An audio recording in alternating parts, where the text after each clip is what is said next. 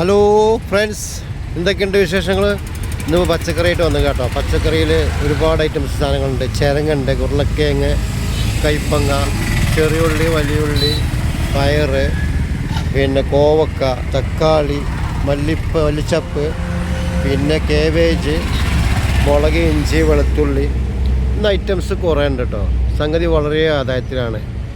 ചെറിയുള്ളി 2.5 kilo 100, വലിയുള്ളി 5 kilo 100, തക്കാളി 5 kilo 100, പയർ 2.5 കിലോ 100. വളരെ ആദായത്തിലാണ് കൊടുക്കണം കേട്ടോ. പോരെ, എല്ലാവരും പോരെ. ഇങ്ങോട്ട് നോക്കുകയാണെങ്കിൽ തൂക്കിയിട്ടേക്കണം. എന്താ ഡിസൈനായിട്ട് തൂക്കിയിട്ടേക്കുന്നത്. ഡിസൈനൊക്കെ ഓക്കെയാണ്, പക്ഷേ കസ്റ്റമർ അവരെ മനസ്സിലാണ് എടുക്കേണ്ടത്. എങ്ങനെ വരണോ എന്നൊക്കെ നമ്മൾ ആദായത്തിൽ കൊടുക്കുമ്പോൾ ഒരുവിധ ആളുകളൊക്കെ വരുന്നുണ്ട്. നല്ല സാധനങ്ങൾ, ഫ്രഷ് സാധനങ്ങളൊക്കെ കൊടുക്കുമ്പോൾ സംഗതി എല്ലാവരും വരുന്നൊക്കെ ഉണ്ട്. പക്ഷേ എങ്കിൽ ചില സാധനം കിട്ടാനാണ് ഇപ്പോൾ ബുദ്ധിമുട്ട്. കാരണം ഇപ്പോൾ എണ്ണയ്ക്ക് വില കൂടിയതുകൊണ്ട് എല്ലാ സാധനത്തിനും കുറച്ച് കൂടി വരുന്നുണ്ടോ എന്നൊരു സംശയമുണ്ട്.